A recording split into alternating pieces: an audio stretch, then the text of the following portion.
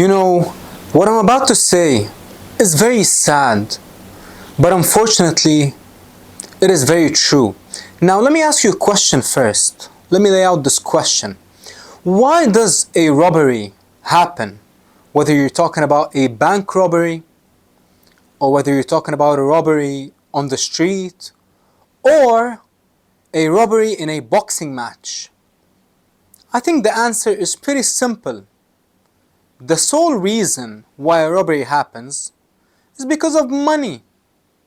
Now, the reason why Manny Pacquiao got robbed versus Mario Barrios was because of money, and let me tell you what exactly happened. Actually, after my video about Manny Pacquiao post-fight, a Filipino gentleman contacted me and gave me some unbelievable insider information. Now, first off, and this gentleman was actually in attendance on Saturday night.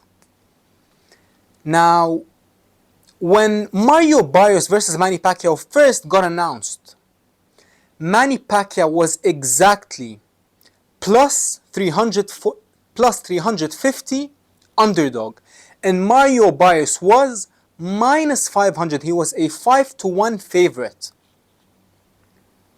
Okay? Now, on fight week, the Filipino fans invaded Las Vegas. More than 10,000 Filipino fans were in attendance to support and uplift Manny Pacquiao, the legendary Manny Pacquiao. And you're not just talking about any Filipino fans, you're talking about the richest Filipino fans in America. So, what did they do? On fight week, this is staggering. I have never seen anything like this. Manny Pacquiao dropped from plus, on fight week actually, we entered fight week and Manny was not plus 350, he was plus 340. Now on fight night, Manny dropped all the way from plus 340, from almost 3.5 to 1 underdog, to plus 210.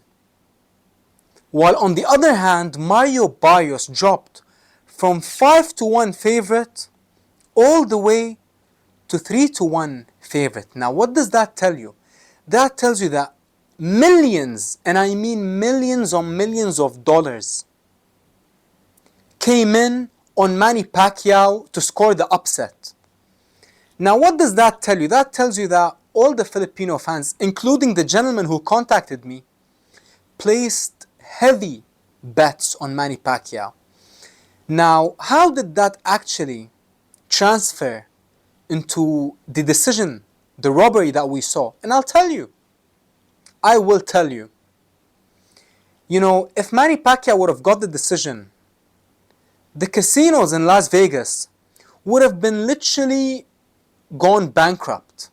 And I mean this without sugarcoating it, because for every single person who placed $1,000 on Manny Pacquiao, they would have got back plus $2,100 on fight night. Never mind the people who placed all their bets before fight week, which were, I can only imagine, millions of people. However, especially on fight week, forget the amount of money that was placed on Manny Pacquiao throughout the build-up.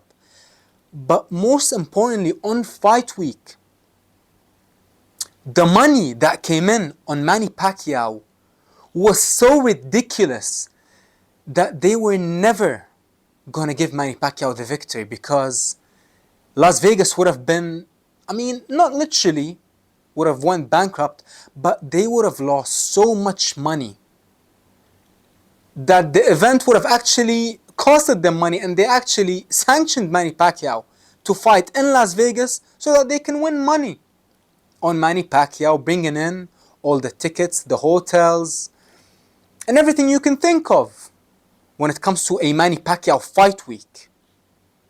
So, and they have dropped the price for Mario Barrios significantly. First, you had to put $500 on Mario Barrios to win $100. But on fight night, you only had to place $300 to win $100 on Mario Barrios. Now, of course, we saw in the final result of the fight, when the fight was declared a draw. Now, why did the fight got declared a draw? Why didn't they give the decision to Mario Barrios?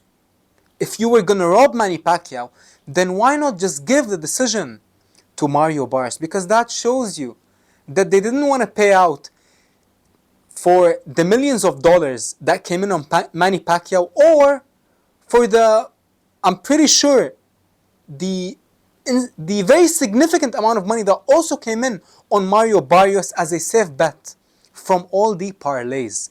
All the fight week parlays, if you actually think about it, the safe money was with Mario because Mario was a massive favorite. So what did the Vegas bookies and odd makers do?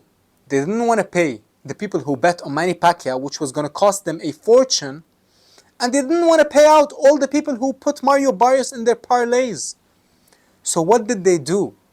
They screwed both sides and declared the fight a draw. And if you actually think about it, that's a crime. That is an absolute crime. And that is why I would advise anyone to never bet. As a former successful betting man, I would advise anyone to never even think about betting, because it's a dirty game. It is a dirty game when it comes to the people who you're betting on, and even the people who you're betting against. Because even though Manny Pacquiao was the A side and the favorite, they still didn't give him the decision. And even though history shows that the bookies and the Vegas odd makers, they lean towards giving the decisions towards the A side. But in this situation, it was a very unique situation, and I'll tell you why. Because very, very rarely do you ever see the A side as an underdog. And that is why they didn't give the decision to Manny Pacquiao, and they also didn't give the decision to the pride of San Antonio, Texas, Mario Barrios, the pride of the 210. They didn't give him also the decision. Now, like I said, that is an absolute robbery. Not because they robbed Manny Pacquiao of the decision, but because of how the situation planned out and played out. So, yes, Manny Pacquiao was robbed. But you know who was also robbed? All the Filipino fans who put their hard-earned money on Manny Pacquiao.